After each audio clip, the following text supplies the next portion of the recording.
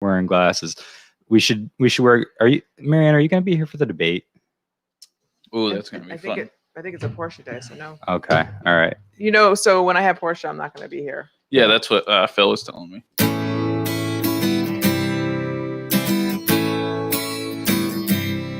Who's there?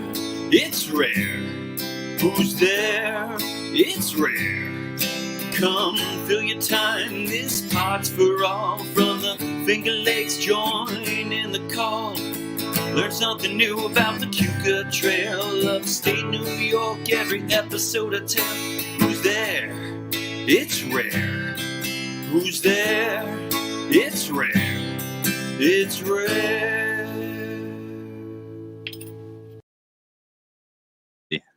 The other Jesse was mounting something. It's okay. Hi, everybody. Good morning. Good morning. I'm just gonna, you know what I'm gonna do? What are you going to do? I'm gonna make sure that everybody knows that we're out there. If you follow us on Facebook, and you should if you don't, but if you do, make sure that you've got it set. Make sure that you go to the page and there's 3 little dots, and you can change your settings for how often you actually see our posts and our live videos, and make sure, at least for our live videos and for the videos that we post, that those go up to the top of your feed. So just put in there that you want to see it first, and that'll help make sure that you get to see us live, and that you can send us comments or anything that you want to send us. Cool. And just for the record, I gotta take blame. I was late. Phil's always 25 minutes early. I was here. Marianne gets here directly on time, and I'm late. But I have an excuse. So Who's mounting something? no, well, No, that's the other Jesse. yeah, that was my dad. Oh. So I was on my way out of the house, and there was this cat in a burning tree, and I had to climb it and save it. And then after I get down with the cat, this guy takes this lady's purse, and I chase him down, get the purse back. And then I had to leave. I had to put my glasses on and take off my Superman shirt and get back to The dry cleaner lost his suit. back to just normal. So, There was a flood. yeah, so here we are. Locusts. Where's your cape? It's in the Jeep. It's in the Jeep. Thinking about buying a new Jeep The Ford Bronco. so I can have a couple Jeeps. No, not new. Not new. Well, everybody's buying Like new vehicles not now. newly manufactured, like new to me. I've got to get new. Oh. So here's the deal, right? So I need a winter vehicle to get Is the bike not going to work out for you in the winter? Well, it could, but I just want something, for when it's cold and raining. Fix up the old Jeep. I love that Jeep. I'm you going have. to, That's but so I cool. want to take a little bit more time and really do something nice with it. Phil, I'm going to be your friend. You've been saying that for how long now? Uh-oh. Here Calm, we go. calm yourself. Call him out. All right, Call him out. just chill out with that idea. I'm telling you. No, I had a long conversation about it yesterday With? my father, Oh, what did he say? and we both agreed that I should fix it. And we both agreed that one of the big things that has been a holdup is just not having an optimal place to work on it. And if I could get a house You or can something, use I thought you wanted to use my garage. Or is it too my small? Jeep's not going to fit in your. That's like a shed. Okay. It's not a garage. Whatever. I don't have a garage, or I'd let you, buddy. And so anyway, I need a place. I need a place with a garage. If anyone is and out a there for concrete looking floor. for a reason for Phil to come to your place, if you have a garage. What about are you gonna put like a big logo or a sticker on that Jeep once it's No. it's rare, like You should. huge. Why would I? Should. That bam sounds on the horrible. Jeep. It sounds cool. Unless I like it. maybe I can do one on the window, on the back window. Sure. Get some of that like half see through.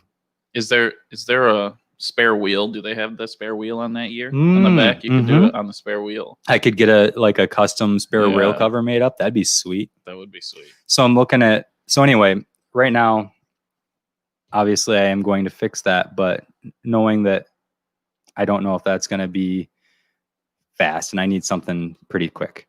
So I've been trying to figure out what the hell the deal is with the DMV. Is it open? Is it not open? Yeah, it's like it's by appointments, but it's only for getting your license. And then if you want to do stuff with vehicle, like if you want to do a registration for a private sale, I don't know how the hell to even do that. We better contact them. Yeah, well, that's the thing is I wanted to see somebody about it this year, like this Monday, today maybe actually. I was gonna go maybe test drive something today, but I don't even know how I could register the thing.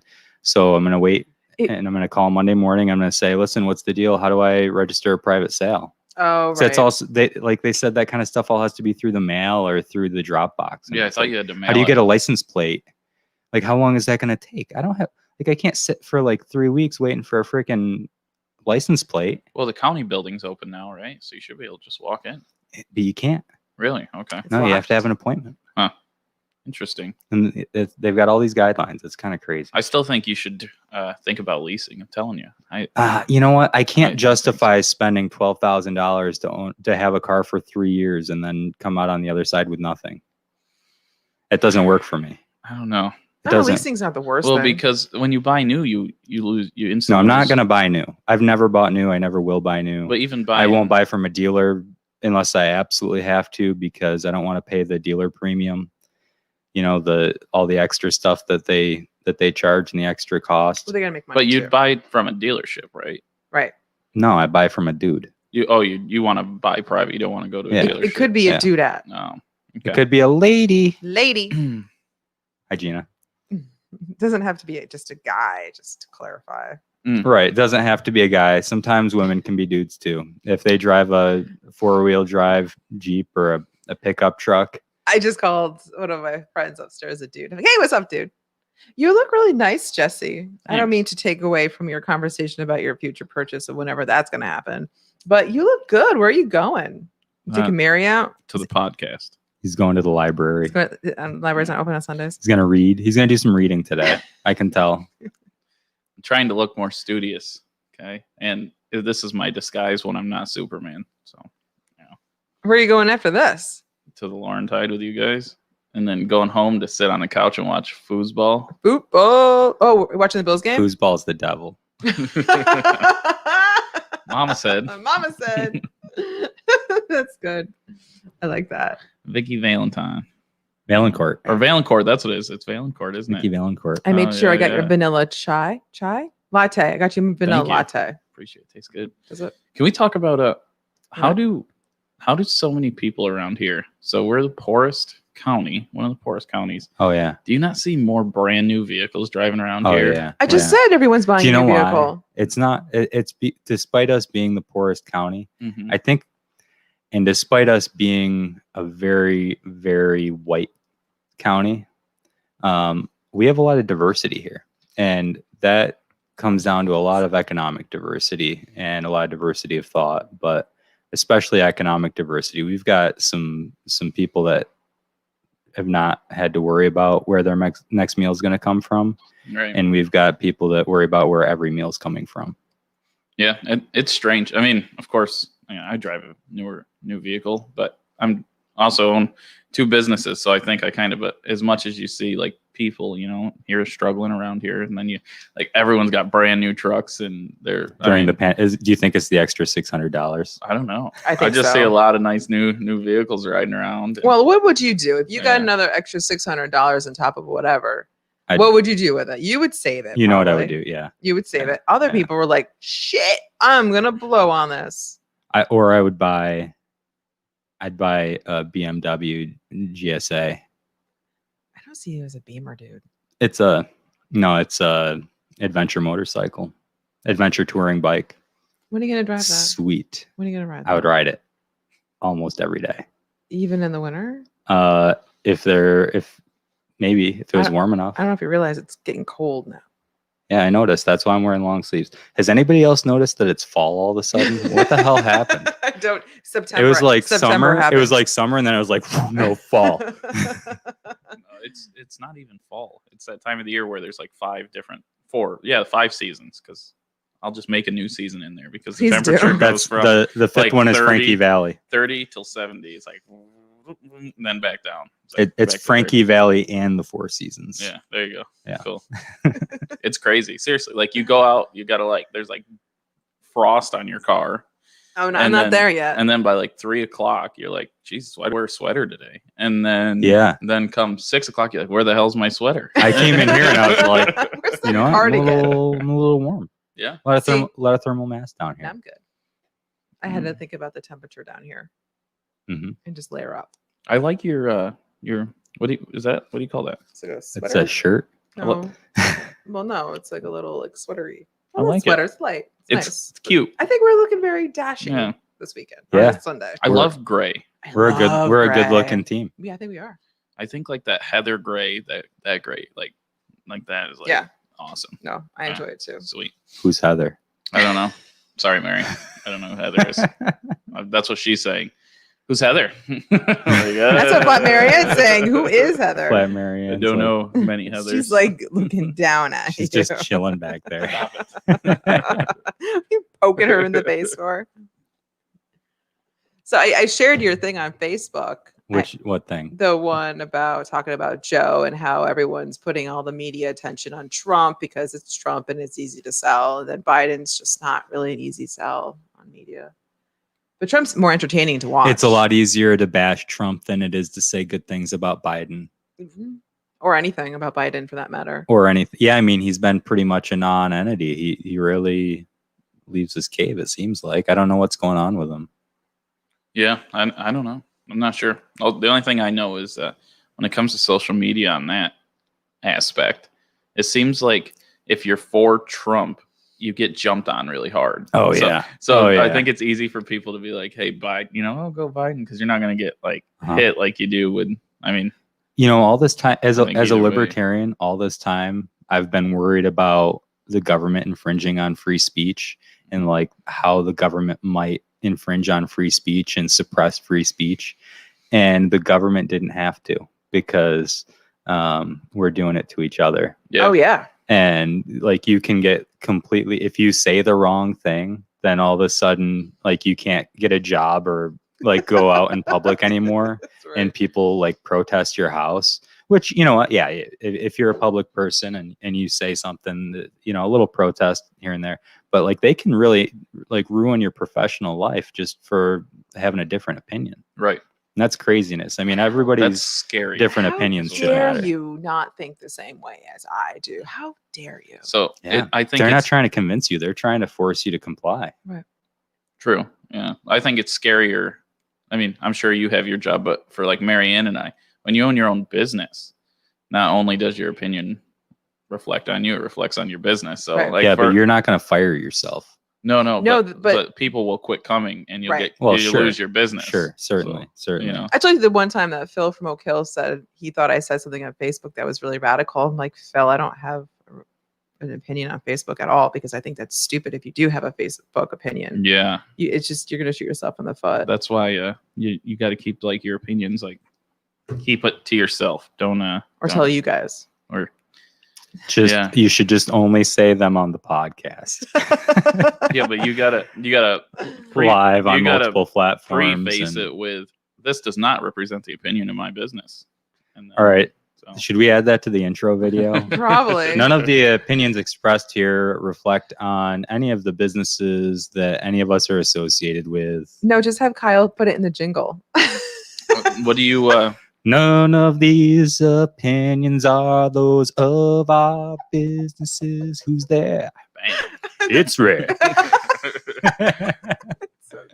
So what do you guys think about? Let's get right into it then. So- RGB, her dying wish. What do you? RBG. BG is that? What Oh, was- jeez, I did that. Oh, I'm so bad. It is RBG. What was her dying wish? Did you ask about her dying wish? Yes. Her dying wish was that a new Supreme Court justice not be appointed until there was a new president. So I don't know if they're going to wait 5 years for that, though, is the thing. Well, if Trump, I know if I was wins- president, Oh shoot. if I was president and I knew that I might only have a couple months left or maybe 4 more years, I'd appoint one. what's the legal thing to do here? Don't they need appoint to one. appoint? They have You to have appoint to one. appoint You don't have to, but okay. it's their. I mean, it is their responsibility to appoint one. Right. They like. There's no timeline on when.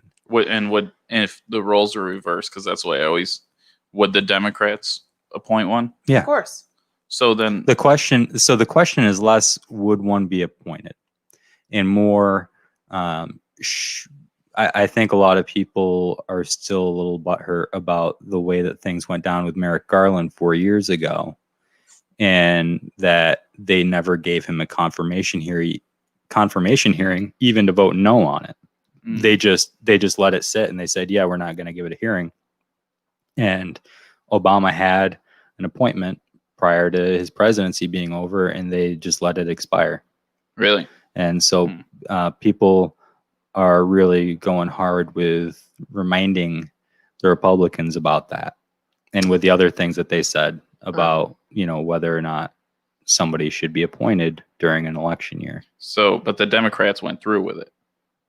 What do you mean? So the Democrats did appoint someone. Well, okay, so Obama appointed someone, but they were never confirmed. Never confirmed. So Okay. because the Republicans were still in control of the Senate then, Right. and they're in control now. So a Democrat nominated somebody, I guess nominated, not Okay. appointed, but so they nominated one. Yep. It was not confirmed. So that person did not take the bench. Gotcha. This one, whoever is nominated is coming from a Republican president and a Republican Senate, so that, they can, as long as they don't feel like they're worried that it's going to reflect on their ability to get reelected, I don't see any reason why they won't confirm whoever he appoints. I thought it was interesting that they're gonna make that Trump was saying it's gonna be a female. So at least Well, he has to say And that. you know what? At You know least what? he'll fill As that much as I like the idea of it being a woman, it Mhm. brings me back to this identity politics thing that I Mhm. really can't stand. Is why does it have to be? Why say, well, I'm gonna find the best female. Well- Say I'm gonna find the best person, and then when you find that person, say, look, the best person was a woman. Right. Right. That It's works. like saying I'm going to But- find the best left-handed, whatever. I agree with that opinion 99% of the time, but there's always like a time where I'm like, there's certain times when both sexes need to be represented, and I think something like this would be good to make sure that they. Well, there are other women on the court. Right, I know, but replacing someone like her with someone that was like she's big time. I mean, Yeah. she got a lot of things done for women's rights, and she was on top of it. And so, yeah, Yeah. It's really big shoes to fill. yeah, Right. she's pretty popular, really. How I long think was she on there for? They're like tiny shoes though, because she's She was little. very little. She was little. How many years was she on there for? Long time. Must be, I want to say 29 years. Yeah, I was gonna That's say- an estimate. Who appointed her? 27, 29. Oh, damn. Was it George Bush or was it Bill Clinton? I don't know. I'm not sure. It must have been Bill Clinton. So it must have been right after Bill Clinton was. So it must have been in 92 So it was a Bill nomination. or 93, 92 or 93. Yeah. So I guess 27 years maybe. 92. I want to say maybe that was a He Bush. took Clinton took office in 92. Did he? Yeah. Okay. Well, either way. I mean, we don't Okay. have to stay on this topic for long. No, I just think curious it's what you guys one thought, thing that I so. think question that I had for you guys is what do you think that this does as far as impact for the election? Huge. Because a big part of both of their platforms has been, you are not just voting for me, you're voting for who the next Supreme Court justice is going to be. So if he gets a Supreme Court justice in there, it takes away his, oh, hey, look, don't you want me to be the one that picks it? And it takes it away from both sides, except for the left can say, hey, you shouldn't have done that. That's not fair, which is what they're going to do anyway.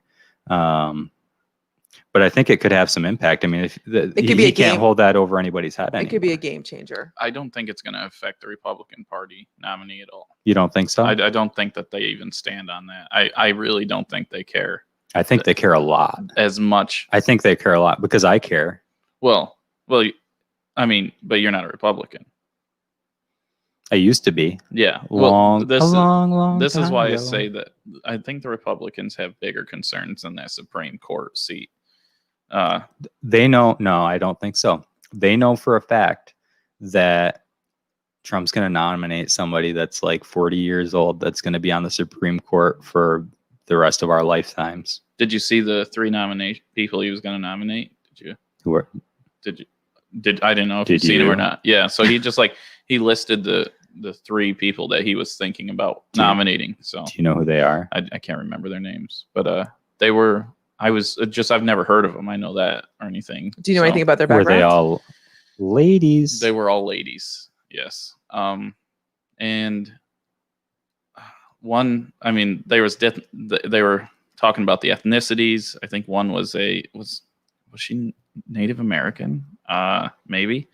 And then Elizabeth Warren. No, there was a Latin. That's what it was. It was a Latin lady. I can't remember the name now. I wish I would have read more into it. Were you surprised by the picks? And is your mom upstairs? Probably. She's probably coming down. Mom.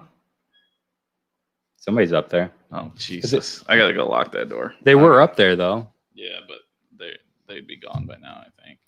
Golly, this is every single week. Damn it! I'm looking to see if I can find who that. No, you gotta say something when we're yelling. Say who's up there. Don't worry, it's not an intruder. It's just the Jane family. I feel like we're in high school.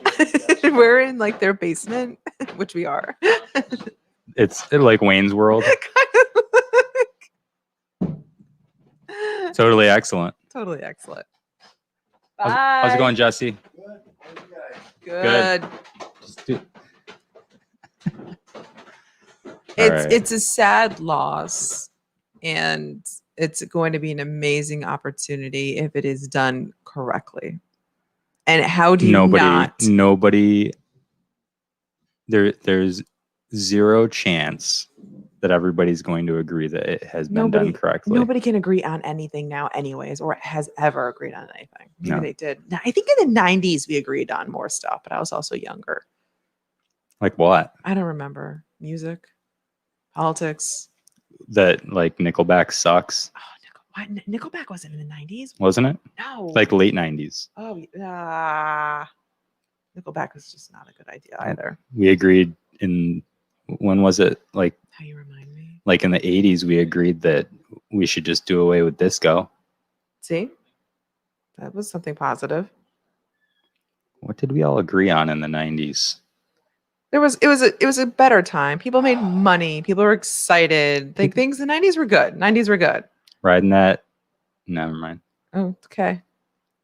Let's But see. I'm just saying that moving forward, I just hope it's done correctly. But what would correctly look like? Do you Picking think that he needs to wait until after the election? I don't think it's a good idea to say it's going to be a woman. So yeah, I agree with that. I don't say that. I'd be happy for it to be a woman, but I don't like the identity politics. It's the What same about thing that we've been doing. transgenders? You know what I mean? Oh, 'Cause yeah. that's a big thing Yeah. now too. What if it's a woman that used to be a man? Yeah, because they have their own pronouns now, right? Or they like to call them that. They. Well, I don't know. Look at. Okay. I think that the prevailing politically correct opinion on that is that they can choose what you call them. There we go. But don't say it's going to be. And you know what? It's fine. Just pick a good person. Just pick a good person. Yes, Trump. I know you watch. So once again, we're going to call out to you directly by name. Donald. Donnie boy. Please just pick a good human being.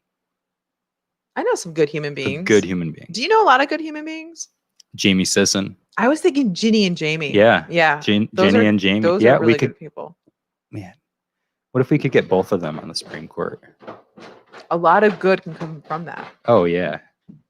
What if we had Jamie and Jenny on the Supreme Court? That'd be cool. I'd like to see. Jamie. I don't know. I've seen more I think Ginny. Ginny's a little more politically correct than Jamie. Sorry, Jamie. Absolutely. Yeah. I love Jamie. I love She's Jamie, but- polished. She's polished. I would rather see. She would like be a little bit more reserved, and then when she was ready, she'd speak up. Yeah. And Jamie would just be like, he'd jump right in. So what's that girl that checks the press after? The little cute blonde girl What are you talking about? Which, at the White House. Every time Trump says something, she's the one that. the Speaker of the House? It's like, no, that's not true. Well, you know who I'm talking about? No, I don't know. What is it on a news channel? No, No, from like, the Speaker from is the White it House. For the White House, like. Oh, it's like the press Yeah. secretary. Yeah. I think Jamie'd be good at that. He'd be pretty good at checking people on the press. He could definitely. Yes. Is he cute enough for it? I don't even know. Jamie's way cute. Jamie is the He's way cutest. cute. Jamie's the cutest. Poor Jamie. I'm trying to. Okay, so here are the three women that are mentioned here. Go ahead. Amy Coney Barrett, and I know I looked into her on the last round of nominations because she'd been mentioned before, and she seemed acceptable in a lot of ways to me. Barbara Lagoa, who is Hispanic and comes from the battleground state of Florida. Florida's pretty intense. Does he think that she's going to help his campaign by nominating somebody from Florida? I don't know. That would be interesting. I don't know what that looks like. And Allison Jones Rushing, who clerked for Justice Clarence Thomas and for Neil Gorsuch. Interesting. That's a pretty good. It's good background. Yeah, Clarence Thomas is the man. I really like him. So those are the three nominations. Yeah, it looks that way. At least one man, appeals court judge Amul Thapar, has also been under consideration. Because he would be the first Asian American on the high court. Really? Interesting. According to this. Wow. So that's our. And also, did you guys see? Did you watch any? I don't know. I saw a news report from Forbes on Trump's last rally that he threatened to sign an executive order that Biden couldn't be president. You can't do that. Which basically sums up how I feel about the whole process of executive orders. Is they're pretty much nonsense. Yeah. Really? Yeah, I mean, really, if you can't get a law passed, so you're just gonna go around willing. I mean, I can see it for some things, but It's like when you mandate masks. they basically got rid of the actual legislative procedure Mm-hmm. and switched it out with, you know what, we're just going to do executive orders, and the next president's going to change everything, and then the next president's going to change everything, and they don't have to get anything through Congress anymore. Right. How legal is a mandate? Sorry, Marianne. No, go ahead. Go ahead. How legal is a mandate? Like, is that like I've never really? I tried to look up the binding. How What binding kind of a mandate? when you mandate masks as the governor of New York State. Well, so the way that he does it is, I don't know. I don't know the legality of it. What I do know is that he has oversight authority of the state liquor authority. Yeah. And all the licensing that all these different businesses have. So whether or not he can legally fine you, he can certainly shut you down. And you could probably sue him for that, but it'd be very expensive. Are you against, like, what are your thoughts on the masks? Oh, I just don't know how legal, how binding, how can you mandate something and then get people in trouble for a mandate when it's not even a law? I mean, unless a mandate's a temporary law. Am I reading into it wrong? I think that he's got some kind of expanded powers because it's a state of emergency. Oh, That makes sense. We're still in a state of emergency, so the governor can pretty much do what he wants, unfortunately. Okay. And because, a couple years ago, they all voted to expand that emergency power and let him have that. So Yeah, at this point, I think I've told both of you, it's like kind of over the mask thing. I'm still for. It's So here's not- the it's thing. not- Right. It's not You don't have to be for or against masks to think that it's wrong to mandate them. Well, on the state my, level. my thing is, and it's so silly when you think about it. And I mean, in science is, you can walk in my bar and you have to wear a mask, but you can be seated and you don't have to be Yeah, but how many people do you walk by a lot, when you're walking? a lot. You walk by a lot. Yeah. When you're sitting down, you're sitting with your group. There's some logic to it. There's some, I know it's easy to make fun of, but there is some logic to it. That if you Yeah, but are walking around, you can walk by every single person in the bar. But if you're sitting down, in theory, you're with like the 4 people that you came with. Yeah, but can we talk about how over in California with the wildfires, they're saying that masks won't help you from inhaling the I'd love to, yeah. the ashes Mhm. from the fires, Right. which are bigger Yes. than the Okay. coronavirus, whatever you want to, whatever that is, microbes or whatever they are. Okay. So it's not going to save you from ashes from a wildfire, but it's going to save you from the coronavirus. No, it's not. Masks don't save you from the coronavirus. You understand what masks do, right? To a point, but it doesn't really work. Let's explore this. No, let's explore this, because I've had this argument, and as much as I'm very adamantly against the mandates, as you're aware, I do think that the masks are helpful, and that we should wear them voluntarily. And let me explain why. Okay. Go. So the coronavirus is transmitted how? Breathing. Right. So Interaction. it comes out in droplets that come out of your respiratory system, right? So when you breathe or when you talk, droplets of moisture come out, and they carry that coronavirus. Okay. So if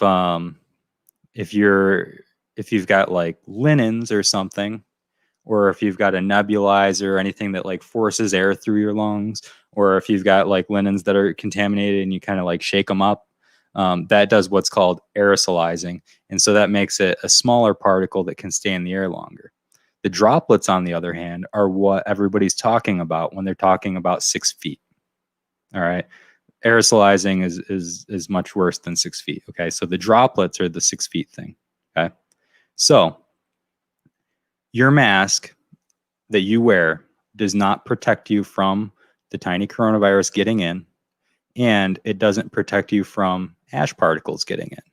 What it protects is from those droplets, or at least reduces drastically how many of those droplets get out. Mhm. And that's what the point of the mask is. It's not to protect you. It's not going to protect you from the ash. It's just going to protect those droplets that are bigger from getting sprayed around the room. So we have to wear this every winter as well to stop the flu. We're not talking about the flu, dude. Yeah, but that's what's going to end up happening, right? Because it's the same thing. Right?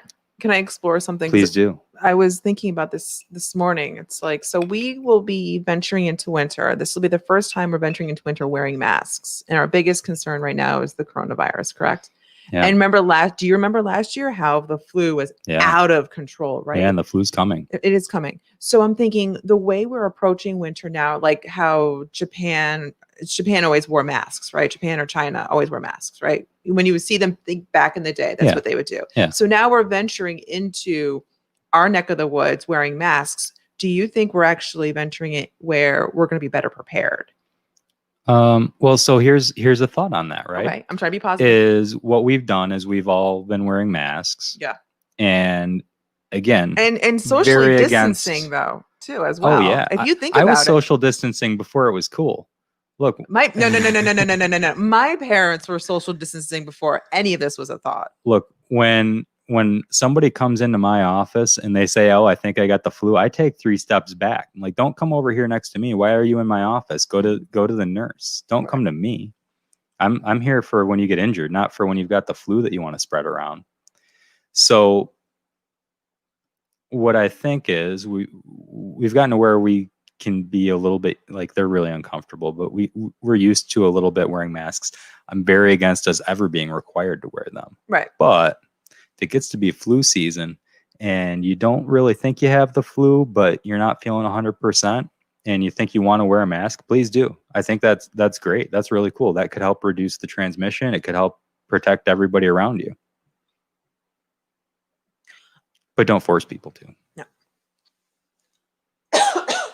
I got something stuck in my throat. Oh, great. Here we go, Mary. Oh my God. I just got something stuck in my throat. Jesus You ever Christ. seen- You can't You ever cough. seen? You know what? I feel like I can never sneeze or cough now in front of people before they look at me in total disgust. Have you ever seen Monsters Inc? It's like, Yeah. It's You know like, what the guys with the yellow suit come and they like put that thing up and shave you. And like that's what they'll do. You better watch out. Like they'll get you.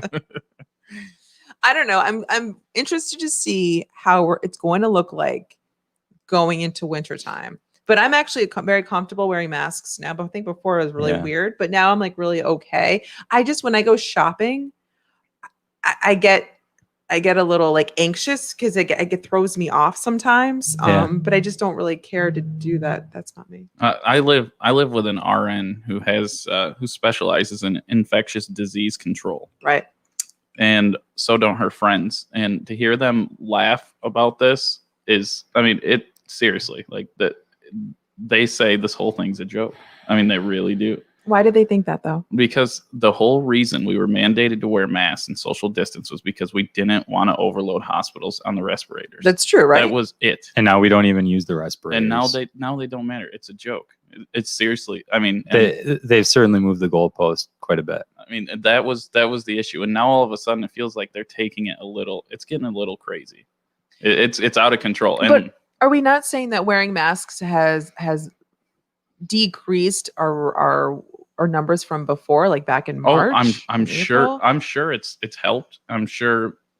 But I mean, where do you stop with the masks? Is this going to be from now on for the rest of our lives? Are we going to wear masks I'm not. all the time? They can lock what me we're gonna away. do? I just feel like it's going to be for a while, but we've never dealt with anything like this before. Somebody upstairs again.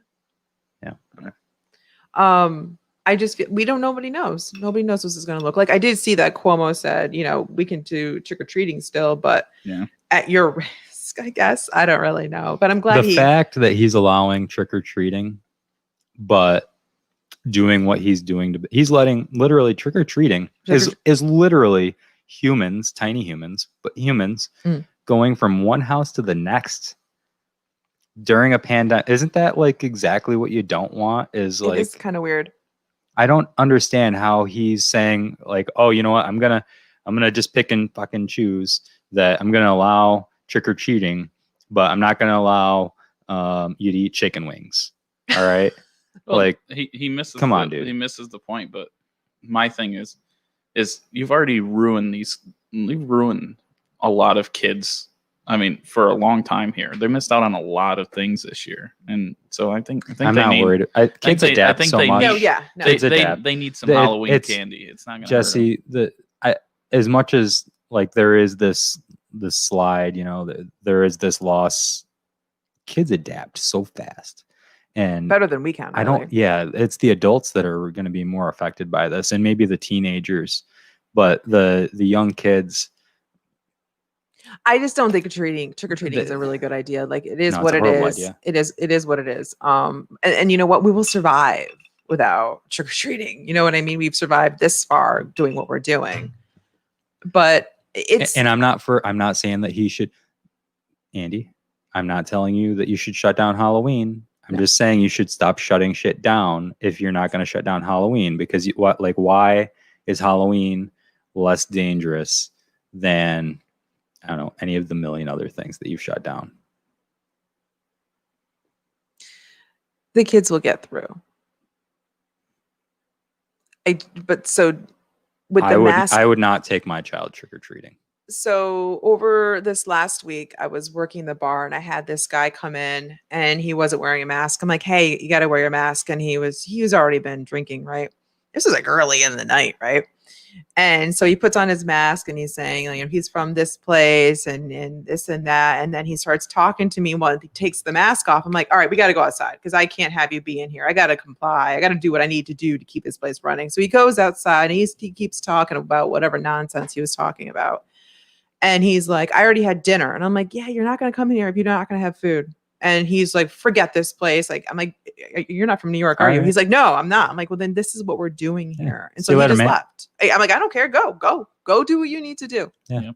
But I'm not Losing one customer that's never going to come back because he's not from here, right. I'm really okay with that. not a big deal. But I don't Not worth losing your license. no, but that doesn't happen a lot. But it was just like, I have no problem saying absolutely not, or no problem. I just don't have room to put you anywhere. You Mhm. got to go. Mhm. And that's painful coming from us because we need to make the money because winter is going to be a bitch. Yeah. Right. But we still got to do what we got to Yeah. do. That's as much as I've been worried about how things have been going so far. Winter is going to be really hard around here. I mean, you already see it. Like we were out last night because we want to grab some pizza and it's just so dead. It was like, and Kev's like, it's only 8. I'm like, yeah, these places close at like 9. Like, we used to make good money after a while, but now everything's changed so much. Mhm. And I'm not saying this is a horrible thing. People are making really good decisions, but how are we going to get through winter? I have no idea. We've been doing really good. Last night was a little slow, but I mean, Last night it was cold. we're was. slammed almost every single night we're open. Yeah. Like sending people away. Yeah. So, I mean, there's people out, there's people doing it. And I've actually never had anyone fight with me on a mask. Well, they see you and they're not going to fight with you. They see me and they're like, Do I have to? pretty much. My thing is, it's like same thing with doing code enforcement is I have a very good delivery. Like when can you deliver me? Deliver me. so like what I do is like I'll walk up to him, hey guys, sorry, listen, if you don't have a mask, you can't come in. We do have a disposable mask that you can put on if you'd like. If not, we can't let you in. And Right. and everyone, how can you be mad at that? Like, No. there's no way. They're like, okay, And you got to call him Boo. Yeah. You're like, hey, Boo, you Hey, mind Boo. just, slide up your mask for me? I mean, come on. Yeah, Just till you sit down. I tell people during the week that, hey, you have to destroy your building because you didn't get a building permit and you're going to have to move it because for some reason you thought you could build 5 feet over on your neighbor's yard and they're not happy. Oh, shit. So, yeah, I mean, come on. This is what I do. How do you do that? Because people are No, I mean, how do they do that? That's like, Jesus. crazy. They're crazy. Because think about it, on the lake. Oh, yeah. People aren't Everything's so tight people there. aren't always at their lake house. Yep. So they don't know Yep. what's going on. So all of a sudden they come home and they're like, honey, did you their ask for house." half a pole barn on our land? Because I we have half. I think I So- did. yeah. Yeah. And that's why, because I was always against code enforcement rules and regulations, but that's why there is because people are crazy like that. They just build wherever they want. They don't look at property lines and they jump on their neighbor's property. And yeah, It's kind It's of crazy. weird. There's that line of too much intervention and, hey, you're literally like, you're on my property. You can't do that. right. I mean, I'm okay with if somebody wants to, The whole reason there's code enforcement laws is so buildings don't kill people, and so you don't build on your neighbor's property, and that's seriously all it is. Yeah. That's all you're trying to do. some of the codes are a little Couple, but they save lives. So overkill. They're what are they? Proactive. Yeah. After people die, they make laws so people don't die that way anymore. Well, that's just the way that everything's done, isn't it? Yeah. Somebody has to be a dumb fuck, and then it ruins it for all of us. Right. Just don't die. I'm going to die. How about that? Yeah, but we don't have to stay on mass. Like, I think the mass conversation's like any political conversation where you're not going to change someone else's No, mind on no. it. So I hate to waste my breath on it because some people just think what they think. I live with someone who's certified in this kind of stuff, so I feel at this point I feel pretty confident in my knowledge on it. But I mean, everyone's got their own opinion, and I don't want to hurt anyone. Did my explanation change anything? No, I mean, I just don't see it. So you still don't think?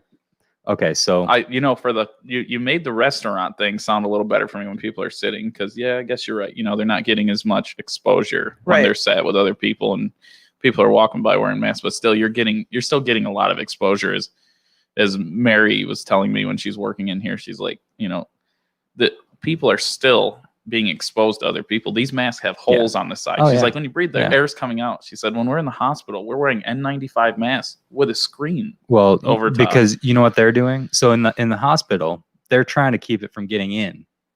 And out. They're doing both. Well, yeah. I mean, when you keep it from getting in, it keeps it from getting out too.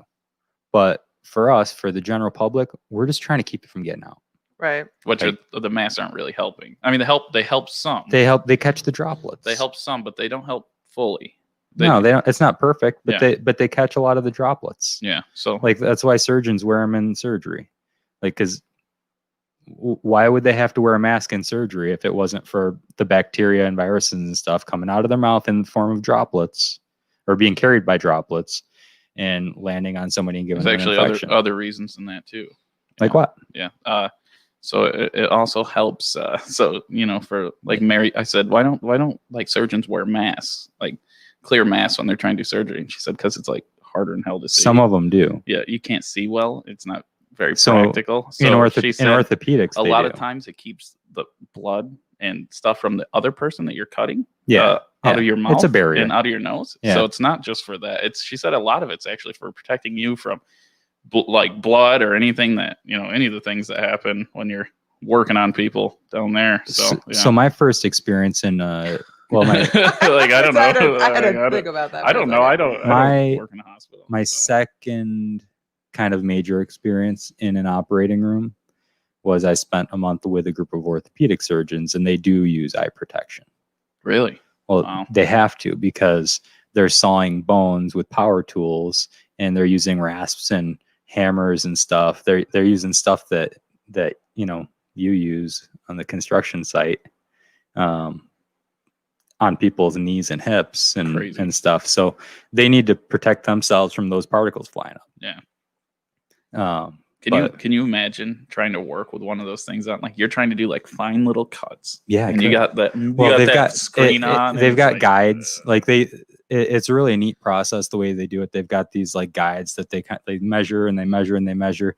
You got to measure twice and cut once, right? So then they like Wow. hammer it onto the bone Oh, geez. and get it like right where they need it and make sure it's in the right spot. And then they use these guides, so they just kind of like slide the blade in and like it's like templates, cool jigs.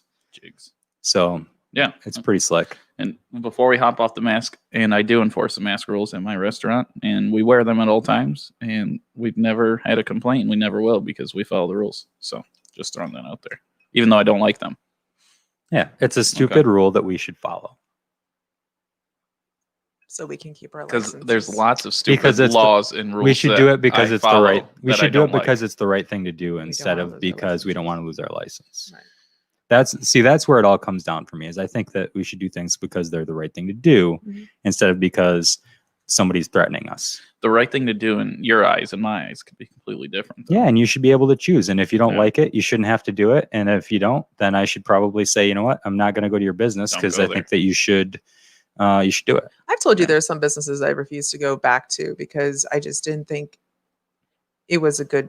They were following the rules because I just Yeah. didn't feel comfortable. Yeah, if you don't feel comfortable, Yeah. don't go there. Yeah. Don't give them your money. Yeah. Speak with your wallet. Yeah, I don't need to blast it on Facebook or like how everybody else likes to do that because that's what people do. But they should be now. honest about how that stuff goes so that you don't walk in the first place. You Right. shouldn't walk into something not knowing what it is. Right. Like all that should be transparent. Right. Yeah. If we're going to be a mask-free bar, we should just say, look, we're a mask-free bar. Don't come in here if that bothers you. I avoided people, and still kind of do in big parties Or do like people that. avoid you? I don't Maybe know, Jesse. was because I owned a business like this. Mhm. That was my idea. Was like I am around a lot of people, so I took the mask serious because that was the right thing to do. Is when Right. you work in the industry like this, you really should go out of your way to make sure that you're not, catching anything or that you're not sick. So, but if I was some guy that worked at home or was a construction worker, I mean, I guess I would be pretty careless. But when you work with the public, you got to care. So that's how it works. Yeah. And I mean, I work at a college. I'd say for the most part, I'm really impressed with how good of a job my Duca's students been have doing done great. with keeping their masks on. Yeah. Yeah.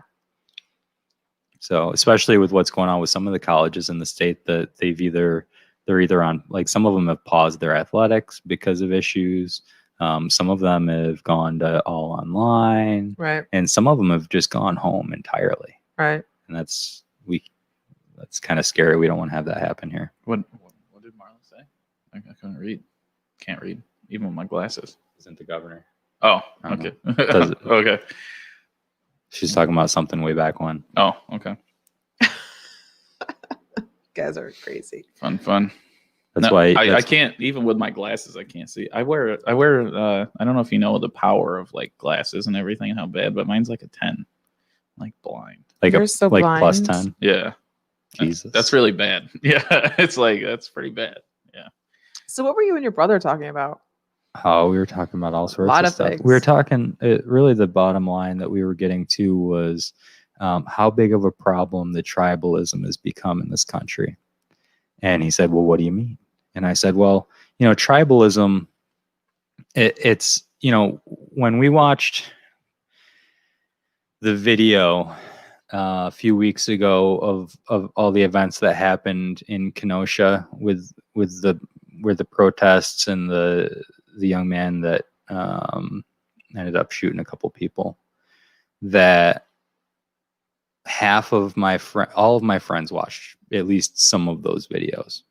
I think like a large portion of my friends watched at least some of those videos. Right. And what happened was that based on which tribe they were part of, they saw something completely different. Don't worry about that. Nobody can hear but us. Oh God. They saw something completely different. Half of my friends saw a kid take an assault rifle and travel across state lines looking to get into some trouble and shoot some people, and that murdered a couple people. And half of my friends saw a kid that went to help protect a local business in a town that he worked in that was pretty close to home. And I saw a video that a lot of people didn't see that was kind of prior to the events, which was him actually putting out a dumpster fire that was rolling toward some cop cars, and I believe was immediately preceding the videos that everybody else watched. And then a bunch of people chasing after him saying, like, shit, you can't, like, why'd you do that? Right. And then he shot them when they were about to cause him a lot of bodily harm. It's a matter of perception. And it was half and half. Half the people saw one thing, half the people saw the other thing. They all watched the same video. Right.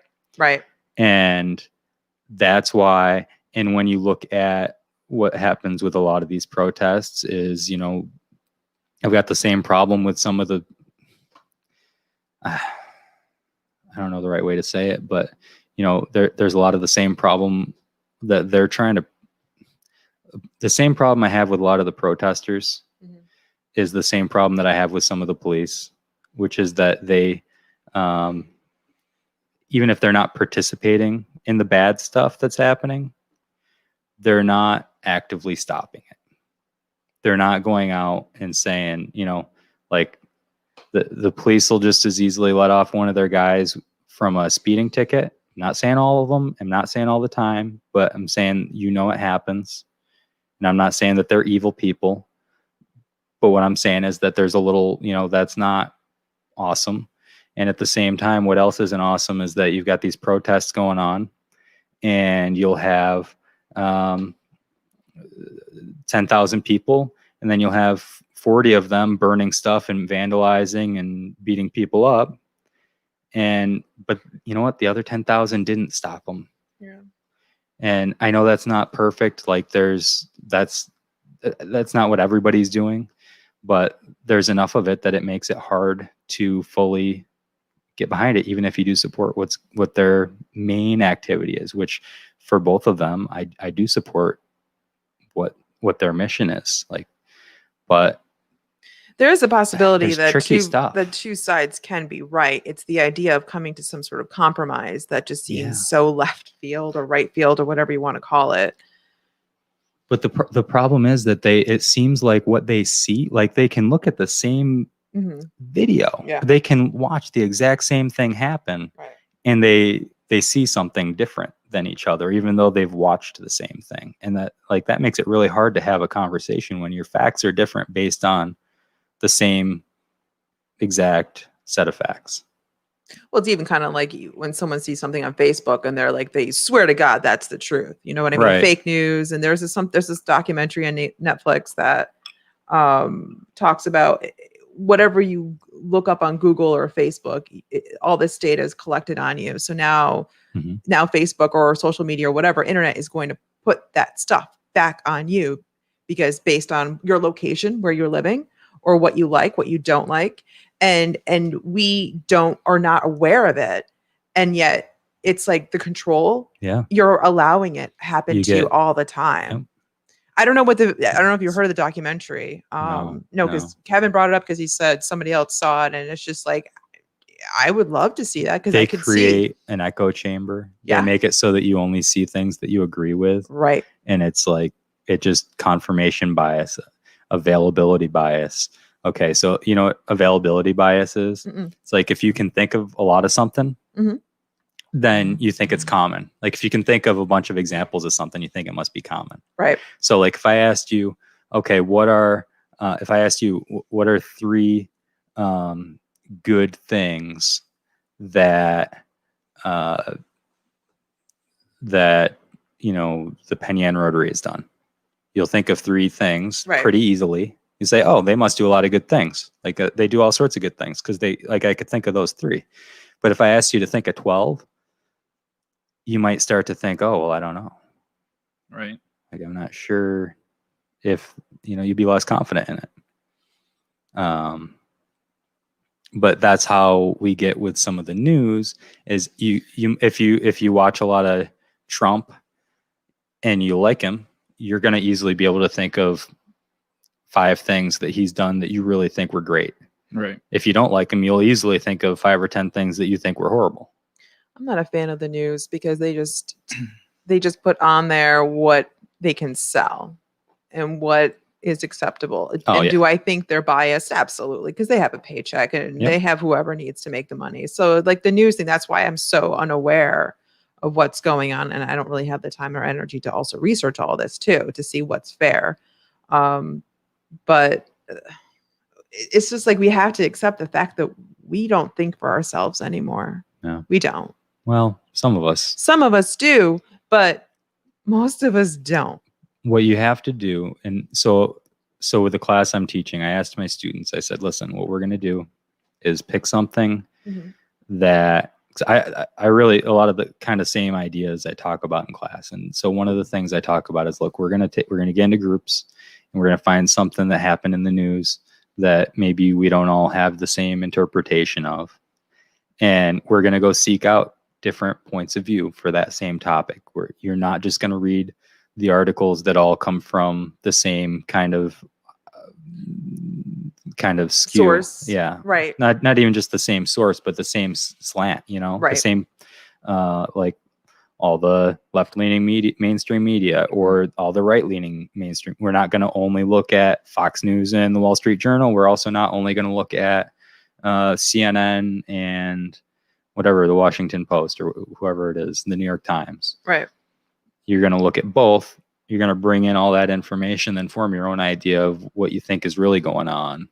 And not only that, but you're going to understand what the arguments are coming from both sides. So you're doing that now? We just are finishing up our first round of that. So can you talk about what's been coming out of there, or what topics they? I think I think that's a really hard thing for people to do. And so for a lot of them, it was difficult for them to choose something that they actually didn't all agree on. And for some of them, it was a little bit harder, the idea that they had to pick something that was just like a single event rather than an overarching issue. Yeah, there's a lot of events going on. Because I think we're more inclined to try to have ideas on overarching issues than on like a specific thing that just happened. But it has at least encouraged them to get outside of their comfort zone with topics that they're going to look at, and to look at different types of sources. So I'm debating we might try to do this again, maybe with smaller groups, and see where it goes. We do have a debate coming up later in the semester, so trying to come up with kind of what that's going to look like too. Debate, huh? Yeah. Nice. Those are always fun. So, I mean, I think this is a great prep for a debate. Yeah. is to actually have to look at both sides of an issue and kind of see what the opposite arguments are. And that's what we've talked about right from day one, is how do you have a conversation with somebody that you disagree with? I had a debate in college that completely changed one of my morals. Go So, for it. Really? Yeah. So I mean, It was about just- singing outside in it public. just shows you like what research and facts and things can deliver when you have people do this. I think it's a good idea. So, Knowledge is good. it was stem cell research. I was kind of against it, and then look into it, and it really, you see the good that comes of it, and what can happen, and it's just like, you know what, maybe it's a pretty good thing. It's not as bad as I thought it was. So it's just like one of those things when you get into things and you research more and you feel some way, I guess, spiritually, and it doesn't equal maybe what like the facts are and what really could happen and the good things that can come and the lives it can save, and it's going to happen anyway. So why not just use it for good? Yeah. Yeah. So, there's lots of, Do you know learn a lot from why? debates. So, Do you know why you originally formed that opinion that you were against it? yeah, Why? I was very religious when I was younger. I grew up, we were Christian, big time church, did the whole thing. Felt I was like a lot of like the Bible thumpers in my family, like pushed things on me.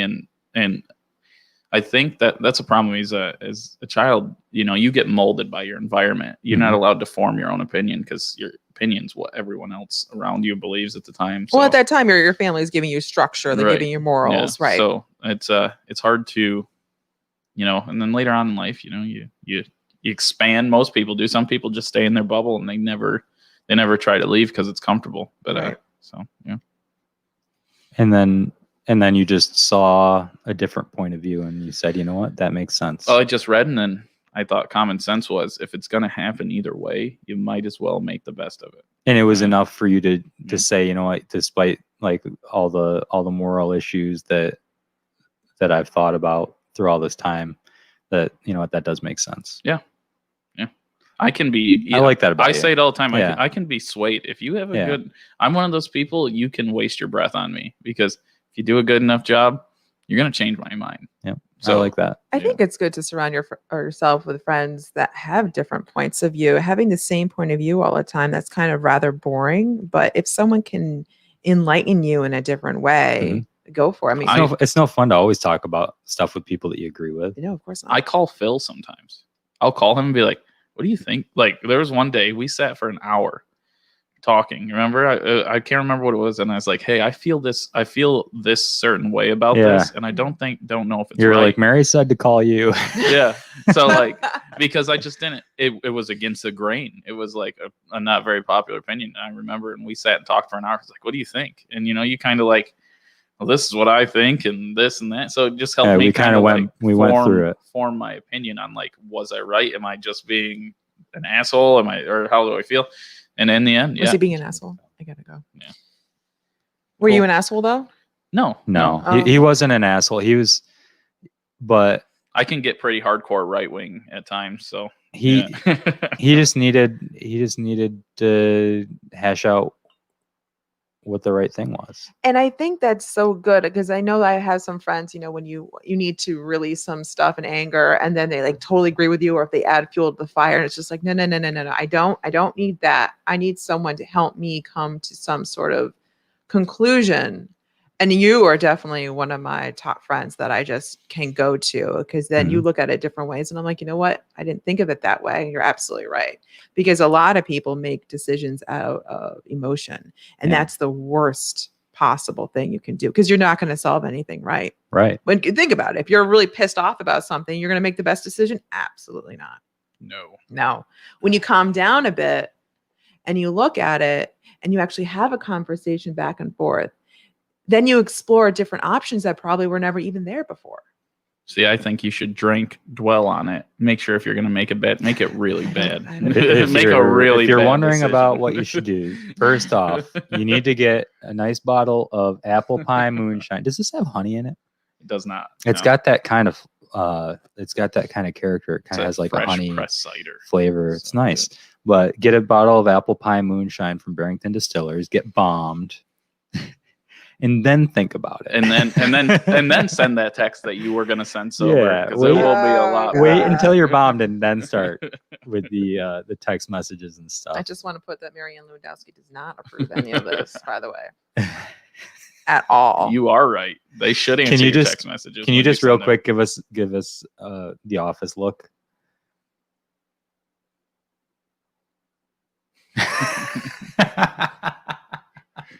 Oh boy, I did watch The Office the other night. God, I miss that.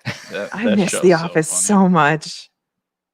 I want show's more so funny. Pam and Jim in my life. No way. Dwight? Dwight. Steve Carroll. His delivery on that show and the way he's so good. Man. That He guy's is so excellent. good. He is He is like- excellent. He's The amazing. things he does. We had that question in just kills trivia. me. Oh my God. Absolutely. What yeah. was it again? Michael Scott. God, Yeah. no. It was just his voice. It's like, who is this? It was referencing to Toby. Yeah. It was to Yeah. Toby because he hates Toby. Jesse, I like Toby. We're losing Marianne. Yeah, we got Marianne's got Do, to go. do you have more, or do you want to wrap up? It's up to you. I can keep going, but if you want to wrap up, we can wrap up. So I can go a little bit. Okay. it's up to you. I got to bounce. But gentlemen, it's always nice to see you as always. Thanks for coming down, Of course. everybody. Big round of applause virtually. Give us some likes and shares just for Marianne. Comment on here if there's something you want to pass on a message to Marianne. Just let you know also too, I just picked up an awesome pumpkin beer from Trip Hammer, which is from Fairport. If y'all need to stop by and have some, totally you should. And I also picked up a pumpkin cheesecake, which Ooh, I've that sold. shit looks good. So I I saw the sold. pictures. The Sold a lot of pumpkin it. cheesecake looked good. I'm very against pumpkin beer, but No, but nobody cares about what you think right now. I'm Oh. talking about the pumpkin cheesecake and the pumpkin beer from Trip Hammer. And I'm also going to be picking up some more desserts coming from Michelle. So, because Michelle Miller is amazing. Stop by at the wine bar. I'll see you there. Absolutely. But you guys, take care. thanks, Yeah. Marianne. Thank you Thanks so for much. coming I'll on. see you in a couple weeks. See you in a couple of weeks. It was nice seeing you. I'm gonna miss you. I think maybe. You probably won't. You have If fun, there's Marianne. anything that anybody wants Marianne to address for next week's podcast, please send it in ahead of time, and we'll have her send in a pre-recorded segment for the podcast. But you have to let us know give us at least 3 days ahead of time. So get it to me by Wednesday, and we'll. All right, we've got Flat Marianne in the studio. Everybody. Good. Oh man, And boy. what was I gonna do? I don't know. So yeah, talking about that so many of the things, I thought I might have made an amazing quote. And it's a quote that I made up a long time ago by having bad judgment. But it's so true, is that good intentions with bad judgment is worse than bad intentions. I'm telling you, it really is. There's a great song And I don't know if that's a thing about that. but it's just I've learned it throughout my life that so many times I've had good intentions, and then just my judgment on an issue was so bad, and I made it way worse than if I would have just went in with the original thought. And it's crazy. So there's a song. Have you ever heard of the band Shillelagh Law? I have not. They're great. They're out of New York City, and they're really cool. They usually don't come up much past maybe Albany, but it's a great Irish rock band. They say their style is bare knuckle Irish rock, Sounds and pretty gangster. they've got a song called Good Intentions. I think it's called Good Intentions. The whole refrain is, the road to hell is paved with good intentions. Yeah, I guess that is a saying. So there you go. And I don't know. I just remember when I was younger, I thought that quote and I wrote it down. And I've always thought, good judgment's way better than good intentions. So make sure you go into every situation knowing, go in with think what you're doing before you do. Even though it feels right, it doesn't mean it's right. It does not mean it's right. That's a good point. That's a good point. So I think a little bit of a combination would be a good thing. Yeah. You have a little bit of both. Good judgment is the best thing you can have, because if you go in well informed and feeling and not with your feelings, but informed, and it's gonna come out a lot better than thinking you know what's right when it's not right. Trust me, I've done it many times. So, and now before I make an action, I think about 10 different situations ahead to see, like, is this right? Am I doing the right thing? Even though I think it's right, does that mean it's right in someone else's eyes? So, yeah. And that comes back to the shooting in Kenosha, good intentions. I really think he's a 17-year-old kid. He doesn't have good judgment. Right. There's certain things he could have done differently that would change the outcome of that. Same thing with the shooting in the Wendy's in Georgia. That cop had good intentions. He wanted to get that drunk guy out of the vehicle. He could have, but he had bad judgment on the situation. He didn't do a good job. He could have done the same thing he did, but had a little better judgment, and things would have been different. And maybe that's a little different in his line of duty, because you don't have a lot of time to think. But a lot of times, I just wish everyone would, just make sure you go in and think about what's the best way I can handle a situation before I react. So. For a lot of these situations, it really comes down to that. I mean, they're under a lot of stress. Yeah. And they have to make split-second decisions that aren't, I mean, it's a split second. You can't always weigh the pros and cons. If I would have made the same bad judgment the kid did in Kenosha, it would have turned out the same way. I mean, you're trying to protect yourself, but you can always do something to stop it from getting there. Exactly. Yeah. There's ways to prevent that from ever getting to that point. I mean, maybe there's that rare chance where it's just like it happens. You're a victim. You did nothing, and you have to defend yourself and protect yourself.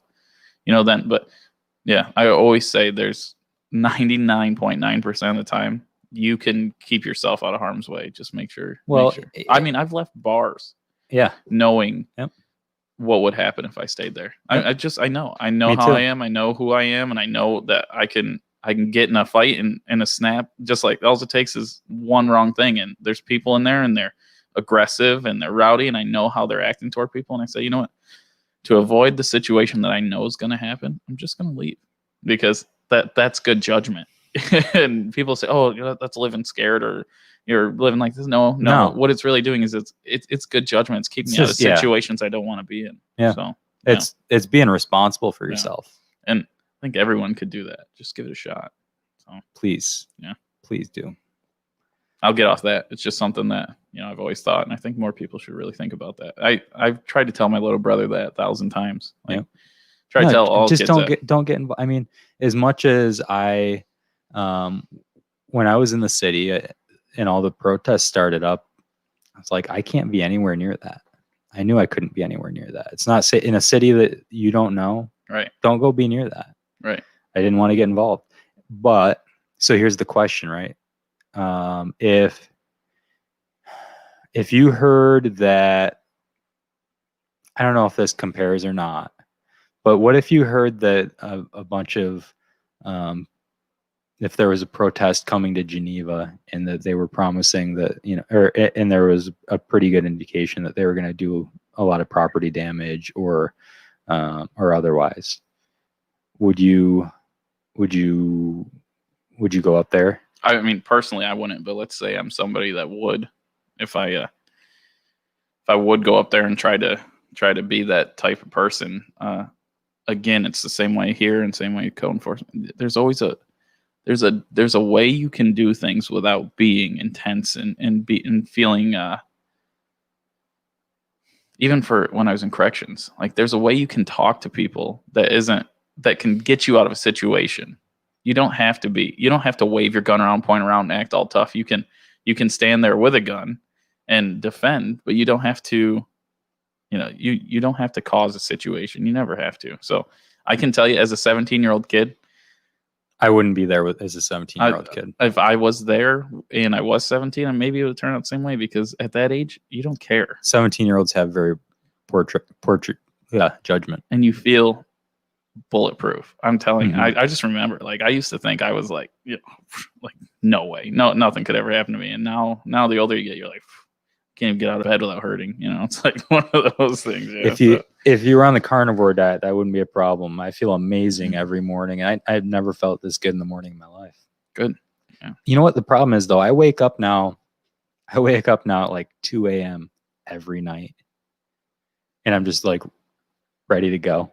It's wild. It's not good. I don't even go to bed till 3. Yeah. So that's not great. It's the truth. So a couple nights ago, I woke up and I decided that I would check my social media. Mm-hmm. And I saw reports about what happened in Rochester. Mm-hmm.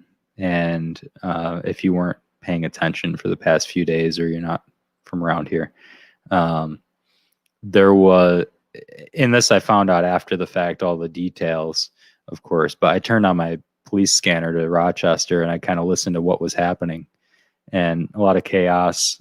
And I read an article this morning with kind of updated information. Apparently there was a small house party that kind of like just became this, you know, and then she brought 2 friends and then she brought 2 friends kind of thing. Mm-hmm. And it was supposed to be just a few people, and it turned into like a couple hundred, maybe Holy like shit. 1 to 200 people. And it was like 4 parties that all like combined, and then they brought extra people, and it just kind of got out of control. And the way that they wrote it, I'm kind of curious to see as more details come out, because they said that the 2 people that were killed were not the targets, so that tells me that they think there were targets, which means to me, was this gang violence? Probably. Yeah. So I'm interested to see what the full story is there, but it doesn't sound like what people think of as a mass shooting situation as much as it sounds like a crossfire situation. When does everyone in Rochester stand up for themselves and try to make their neighborhood safer? Try to make these neighborhoods better. I mean, I want to see people. I want to see people go and make things better in their neighborhood. I think I agree. That's how we'll fix everything. I agree. Start in your neighborhood, make things better, do the right thing, and then we'll get big. We can go bigger from there. Yep. Everyone's trying to go for the top. I mean, in what thing in the world have you ever seen where that works? Where you skip all this and then, oh, we're at the top now and we're going to change everything. It doesn't work. iPhone. It doesn't work. It's never worked. I mean, I know the art of war, Sun Tzu says, cut off the head of the snake and, you know, and then you win. But the thing is like, I guess this isn't war. It's a little different. You got to start small and work your way to the top. So here's the thing. I think small is the top for a lot of people. And I don't mean that people don't have potential. What I mean is, when I've had this conversation with a lot of people of different ages, from kids up to, you know, elder people, that I had when I was doing graduation from college, the chaplain was giving his speech. Like, it was his turn to speak. It was like the baccalaureate or something. And he said, nobody in here is going to go out and change the world. You just have to do the best that you can. I'm like, well, hold on. Like, that's a horrible thing. We just spent 4 years here, like, doing like all this because we wanted to do something. Like, we want to be a part of something, you know? That's a horrible thing. Like, nobody goes to college because they want to go not change the world. And I made eye contact with a professor from across the room at that moment. And we were like, just kind of giving this look like, what the hell is he talking about? And so I start out this story by telling that story. And then what I tell them is that you can change the world. You're part of the world. You don't have to change things in Thailand and in England and in Peru to change the world. You can clean up your street. If you're a kid, you can clean your room, and that makes the world better. You know, you can help your mom out with something, and that's going to make her feel better. That's part of the world.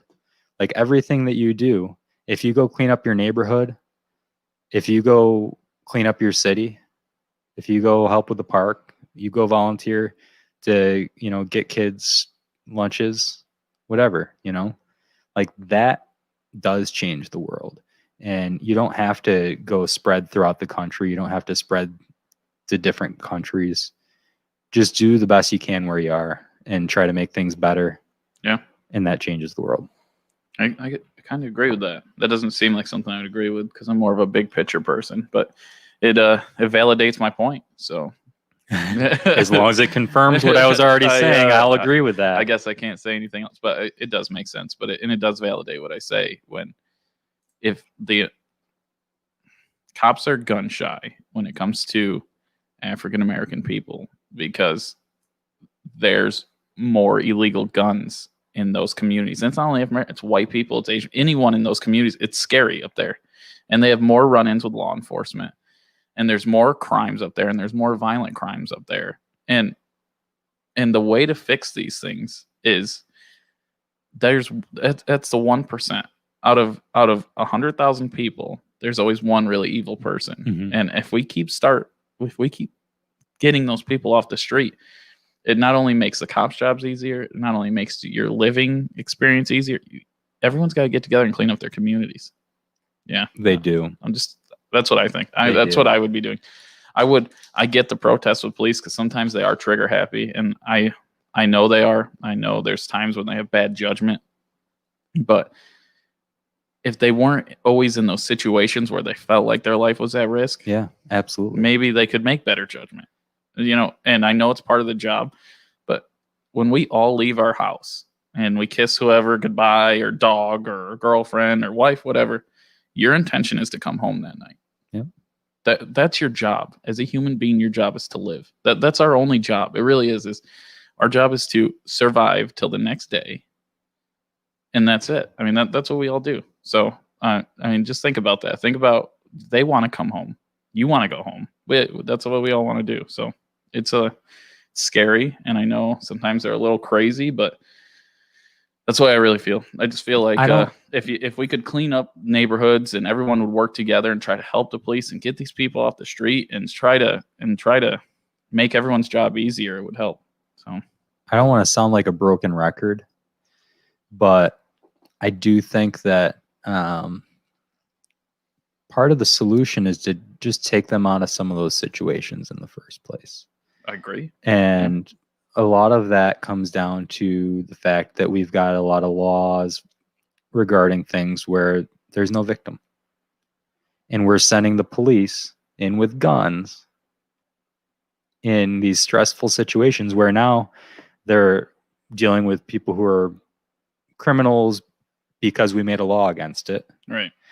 And who are going to have to protect their money with guns or whatever it is. And it becomes a dangerous situation where it doesn't have to be a dangerous situation in the first place. We could just change the laws to make it so that, things where there wasn't a victim, that it wasn't illegal. Right. And then we wouldn't have to send the police in there. It'd be less confrontations. And it's a win-win. And there's some police that belong in prison. That Breonna Taylor, what a bullshit story that is, what they did to her. I don't know if you know who it is. The lady that walked in her apartment and shot her. Bullshit. That guy deserves to be in prison. I don't care. Did he shot her through the wall, or did he go in her? We don't know. Do we know? The main thing is she was innocent. Yeah, she didn't do anything. And he walked in. She didn't run. She didn't do anything. She was asleep in bed. He killed her. Like, that guy belongs in prison. He sucks. He's disgusting. No one likes him. Trust me. No one sticks up for that. It's the problem where everyone, I guarantee, I've never talked to anyone that you hear about that situation that goes, oh, he was justified. No, everyone goes, no, that dude's a scumbag. He needs to go to, I don't know what his deal was, but he needs to go to prison. Well, it's the ones where people start running or start reaching in their vehicles that it's like, whoa, it's a little scary. What the hell are you going to do? Someone starts when you ask someone to not reach in their car, damn, don't reach in your fucking car. Yeah. Just don't do it. And I know that those situations are occurring because of our current tactics that are what they think is the best thing. But I do think that there's probably an opportunity to re-examine what those tactics are And like what you were saying with the other kid is like, there's always a way to change that situation. So maybe there are ways that we can change those situations from the get-go to make them less risky. But when I went to school for criminal justice, they showed us a video of cops that don't react. They die. Yeah. They die. They do, because then they pull the gun and shoot them. They kill them. They die. It happened in Rochester not too long ago. If no one remembers, that guy was going around the corner, didn't want to pull out his gun. Yeah. And he went around the corner, guy shot him in the head. He's dead. Yeah. And that's the scary part. Oh, well, they shouldn't be trigger hit, but they also want to live. Well, I mean, I don't know. I think I saw something where like somebody with a knife can, like if they're within 21 feet, that they can stab you before you can shoot them. It's actually, bum rush is a real situation. Like bum rushing someone before they can react, because it actually a thing. Yeah. And I say all this coming from a person that has had a gun pulled on me by a cop and pulled out of my car for telling them I had a legal pistol in my car. That's nonsense. It happened to me. And you know what I did? Whoa, okay, dude. Right out of the fucking car. Like, I don't want to get shot today. Please don't shoot me. Yeah, I mean, what else are you gonna do? Like, don't start fucking reaching around. Don't run. No. Just like, oh, okay, dude. Like, and then you know what? I called the sheriff. He took care of it. I don't even know if the guy has a job anymore. I haven't seen him work there since. So there, I know you want to fight because maybe they're in the wrong at the time, but you can always fight it later. Like you can always, most of the time, you can always go back and you can go to the department. Yeah. You can file against them, and your best chance is probably just to cooperate. Yeah, I mean, what are you gonna do? You're gonna fight? You can't. You're not gonna win a fight with a bad. No, the thing is, police officer. I'm not saying that this is still the way it is, but there was a time in most of these people's lifetime, in many of these people's lifetimes, and certainly within their generational memory, where that wasn't the case, where it wasn't always safe for people who were minorities to just surrender to the police. I'm sure. Yeah, but at this time where we are, where there's cameras everywhere. Yeah. At this point, it's easier to just cooperate and take it up in court. And you know what else? For some of them, I mean, that could be, maybe they got caught with marijuana twice, and now they're doing a Dewey. Now they're going to spend the rest of their life in jail. Maybe, yeah. I mean, and those are things called, a lot like of times all that there's should have been illegal weapons. Well, sure, but what I'm saying is, like, those are artificially created situations that we could reduce that anxiety easily just by changing the laws about marijuana. And that's a bullshit law. It is. It should be gone. I don't smoke. Never have, never will. But that should be gone. Yeah. I don't. It seems bad now, and it seems like everything, but I don't know. I just look back and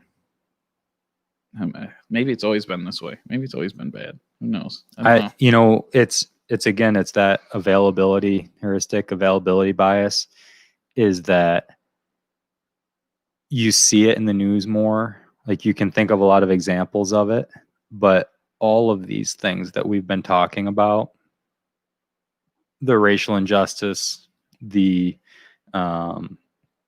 crime, shootings, whatever it is, it's better now. What we're living in the best time that there's ever been to live.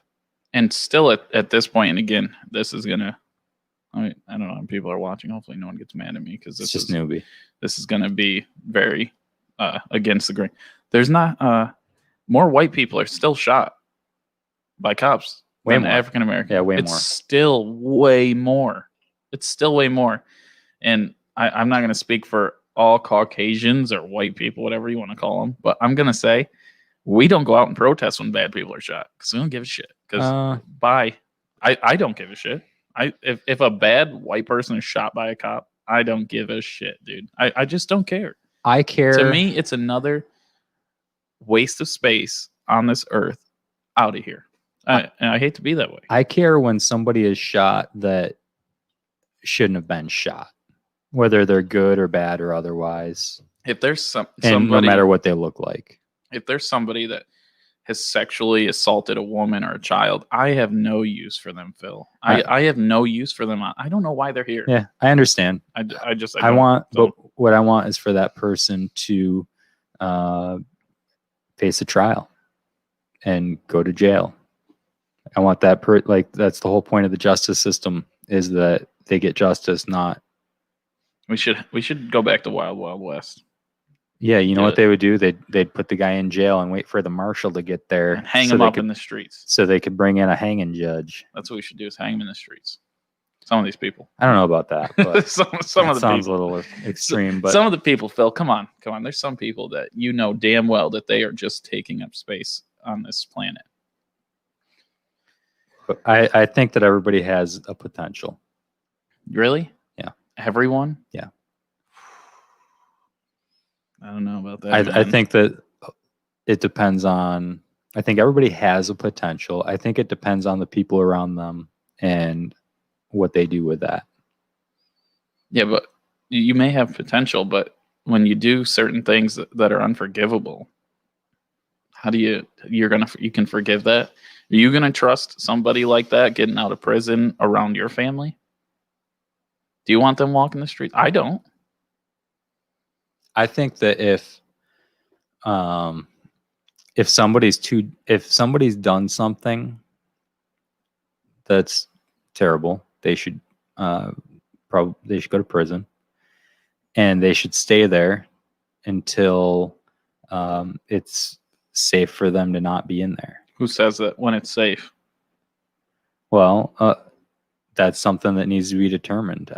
There's no way to determine. That's the problem. Well, they have parole boards and things like that. They don't work. They should. The repeat. I mean, what is it, like 80% or something of people that come out of prison repeat? Why do you think that is? Well, there's a couple of reasons. One is because some of them are still pretty bad people. Why do you think that is? Another reason is there's some of them, they get out, they have no money, and they go back to doing what they had to do to survive and keeping up. But there's the murderers, the rapists that go back and repeat, and they're just bad people. But why do you think that is? Do you think it's got to do with people? So then why are they out of jail? Like, if you murder somebody, you can go to jail for your life. Sometimes. You're out in good behavior 9 out of 10 times, really.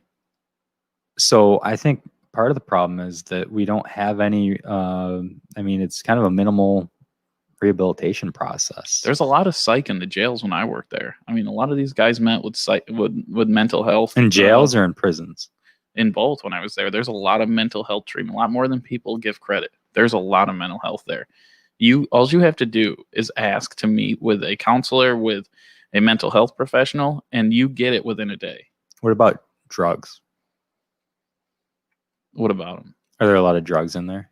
When I was in there, I didn't see many drugs going. I'm sure in prisons, there's probably lots of drugs and violence. I had a little bit of experience in prisons, but I'm telling you, when it comes to mental health, they're treated pretty good. Really, they get a lot of psychological.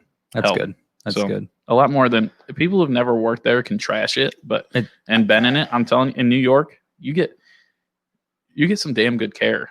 Yeah. So when they come out of prison, though, then what are they coming back to? Same thing. Sometimes, or they're just not good people. Yeah.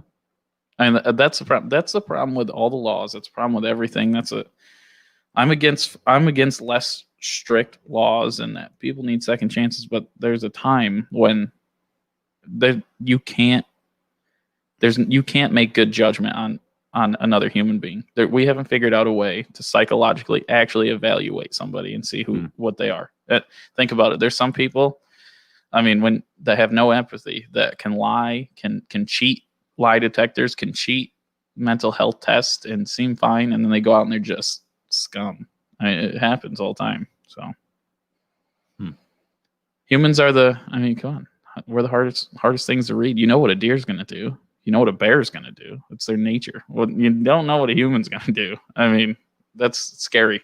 So, yeah, a lot of things I've thought about. This is some of the stuff, especially my degrees in criminal justice and everything. And I guess for me, though, if I could change one major thing about, I mean, I've got about 10, but about the actual prison system itself, or I guess I don't know, criminal justice system is not the right way to say it, but essentially, I would try to make it so that the people who were not haven't done anything, have not injured anybody, have not hurt a single human being, are not in there. I agree. And that the people who 100%. have, maybe they get even stricter punishment than they do now. But if you haven't hurt anybody, you shouldn't be in there. And now some of those people that maybe went in for something low level, they come out and they do worse things because they've been surrounded with people that do bad things for a long time. You know, and maybe I'm just I don't know. over. I mean, you could maybe say I'm that. over analyzing that, but I mean, if you have to but I survive don't think in prison and try not to die for 8 years straight, maybe you do come Yeah. out a bad person. I don't know. You or, know, or yeah, at least it makes it harder. Like, how are you yeah. going to get a job? Like, what are you going to do? Like, where are you going to live? Right. I mean, you hope that somebody in your family or a good friend will take you in, but like, you got to find a job. You got to find a place to live. You got to write on your job applications that you've been convicted of a felony. So good luck. Like, you're not going to get a good job. But you should see how well some of these guys fit in first thing they get in. It's scary. Like they live that Yeah. life outside of jail. Yeah. That's how they live, and that's scary. Like, you see these guys, like you see a guy, you're like, holy shit! Like, this guy, he belongs here. You're never gonna change him. He's a psychopath. Like, it happens all the time. I mean, it's scary. But those are the people that are hurting people. Yeah. So that's what I'm saying. It's like, if you're hurting people, you belong in jail. If you're not, you don't. And you shouldn't be there. And you shouldn't be subjected to being around people who do. The only time I think you belong without nonviolence is if you're putting other people's lives in danger constantly. So you have a couple DWIs, yeah. You lose your license and you're drunk driving again without your license. You got to put them in jail, because one of these times they're going to end up killing somebody. Yeah. I mean, I get it. Yeah. But to put someone in jail and they still have their license and they do it, I mean, that's a little crazy. Mhm. So, but yeah, who knows? Yeah. It's all judgment, you know. It's everything's judgment based. So who knows? What do we got? One of the specific identified goals of incarceration is rehabilitation, and we fail pretty bad at that goal.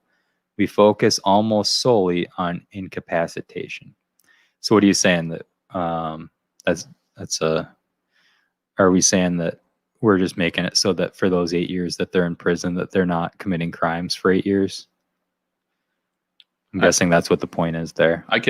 That we worry more about just, you know what, we at least got them off the street for 8 years. There's more rehabilitation in prisons than people let out. There really is. I'm telling you, I've seen it. Does it work? You got drug counseling, you got alcohol counseling, you got mental health, you got college, you got your GED. I mean, there's so many. There are a lot of good services. There's so many opportunities in there for people. If somebody really made a mistake and they want to change their life, it's just like out here. It's your job. Why the hell do we have to hold your hand to rehabilitate you? If you don't want to be a better person, you're not going to be a better person. I mean, I'm telling you, I worked in it. I know, and I've had this conversation. You should see how many correction officers hate the way people talk, because we see the opportunities these guys in jail have, and people out here on the streets don't get those opportunities. You don't get free education. You don't get free healthcare. You don't get free drug or alcohol counseling. You don't get free mental health. We have to pay for all those things, and they get them in there for free. Yeah. I know a lot of people I don't know about a lot of people, but I know some really good people who've been on both sides of that, who've been in prison and who've been prison guards. And man, a lot of the stories from both sides are the same. And it sounds like a really tough place to be. Oh, I mean, it's not a safe environment for them when it comes to the drugs and maybe getting killed or being raped by other prisoners. And it's not, and some of the CEOs treat them like garbage. I mean, some of the CEOs belong in jail themselves. We say it all the time. There's some guys in there that are just scumbags. Like anything else, like any other profession, there's bad people. Yeah. And there is that, but trust me, when it comes to opportunities, they have a lot. that it's like anything else in life. No one should have to hold your hand and help you be successful and change your life. That's on you as a person. But they still, even if they come out of there with I don't know what level of education they can get up to, but if you come out of there with a doctorate, associate's degree, if you come out of there with an associate's or whatever, if you come out fully rehabilitated, you still have to write on every job application, every loan application that you're a felon. Now, Newbie worked in Yates County Jail, so he might have a different outlook on it. I worked in a bigger jail. I worked in Hopewell County. It's a lot. Or Hopewell, sorry, Ontario County, Hopewell. It's a lot bigger. Maybe Yates is a little less. Is that like Geneva and Canandaigua primarily? Yeah. So it's pretty big. Phelps, Clifton Springs. A lot of big places are there. So I don't know how Yates County works. Maybe it sucks there for them, but a lot of places they get great treatment, great opportunities. What do you think about? What the deal is with like drug addicts that go to prison? Does that help them? I have a lot. I have 3 or 4 people in my family. 2 of them in prison right now that are hardcore drug addicts. Yeah. And they spent a lot of time in jail and prison. They spent a lot of time in rehabs. My mom takes care of 2 children because of him. And he's just never changed. He's never changed. And I just think there's some people that you just can't change them, because if you don't want to, it's like anything else. If you don't want to change, you're not going to change. That's how it works. Do you think there's something different that would help? No. What could you do? Get rid of drugs. That would be the only thing that could help, is that not give them access to drugs. That's the only way. So actually, he's safest when he's in prison. Hopefully he can't get drugs. Maybe he's getting drugs in prison. But every time he came out of prison, he looks good. He's built. He looks great. He looks, his eyes look good. In 3 weeks, he looks like out of his mind. He's right back for it. Yeah. And it's like, you can't, there's some people that if you don't want to change, it's not going to change. So you can't. And it's, I've dealt with relationships like this. And relationships, some people, no matter how many chances you give them, they're just who they are. There's nothing you can do different. I mean, I tried to change myself. I tried to help them this way. I tried to do the things they asked me to do. I tried to do this, and no matter what I did, it was always the same outcome, because you can't change other people.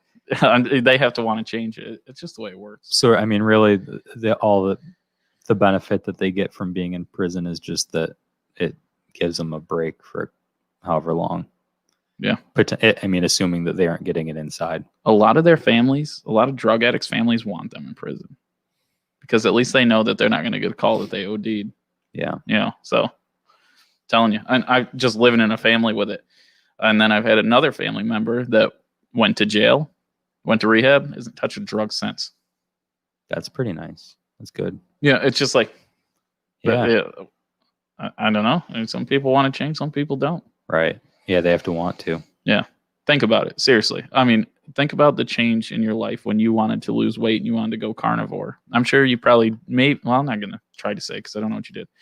But a lot of people, they say they're going to lose weight, and, they give a half-ass attempt, and they try to change their life and their health, and they don't, they never end up making the change. It really takes you to sit down and tell yourself, like, we're going to do this because we have to. It's good for our health. Talking to yourself. I mean, I don't know. I didn't actually do this to lose weight. Yeah. That was just a byproduct. Okay. I just did it because I wanted to, and I thought, you know what, I'll give it a try. Sounds like, people that do it feel good. Yeah. Well, then that's a little different. It really has improved my health really over and over. So I think there's so many things in the world that everyone always bitches about people being millionaires. You know how many of us could make millions of dollars if you really wanted to? You just get out of your own way. You just do it. Yeah. I mean, if you want it, I mean, it's like, how much do you want to work? Because you don't think some of these guys, like, don't think Zuckerberg or the guy at Amazon or whoever, don't think that Bezos, I mean, all these guys, didn't work their ass off to get where they were. I mean, you're talking no free time, no sleep, 80 to 100 hours a week, always trying and having no free time and ruining relationships with family and significant others. It takes a lot to get, you gotta commit to it though. Yeah, I mean, how do you think I got where I am? There you go. I mean, just, I'm telling you, Straight to the top, you know? you can do it if you want to do it. I have offers all the time from people that, hey, you listen, I got a big opportunity for you to distill this stuff. We could get you in a bigger facility. We can do this. We can do that. I don't want to. And I could make more money, but I don't want to. Yeah. I don't want to work that hard. Right. So Yeah, I mean, there's a level of what do you, it doesn't all come down to money. Some of it comes down to money, I can tell you, but it comes down to what do you want your life to look like? Right. Yeah. I mean, some people are happy living in a shack. I'm seriously happy. Some of the happiest people I know are the poorest people. I wish I could live in Happy. a shack. Happy as hell. Just be on their own in the woods. I mean, Yeah. they could not. You could give them $1 million and a dream house and dream car, dream woman, and they would still. I mean, you told me the story about in New York City, but it kind of goes back to that. They'd still be happier in a shack, just like those homeless people were happier instead of a nice hotel room, clean beds, clean clothes. Would rather be on the streets. Yep. That's just the way it is. Yep. I mean, I don't know. So, That's what Melissa said. It's a golden cage. yeah. It's still a cage. So, all right, Marla, we're heading your way. go on, newbie. We'll see you there, buddy. Oh, we got. I wonder who the other viewer. Hey, who's watching this right now? We won't judge. No, we just got another person jump on. We won't judge. Sorry to be jumping off. Yeah, I rambled for about a half hour while Phil drank and listened to me. Sorry. I don't mind. All right. Well, if you're watching, Go and learn. shoot me a message. Come see us at the Laurentide. Be down there for a little bit.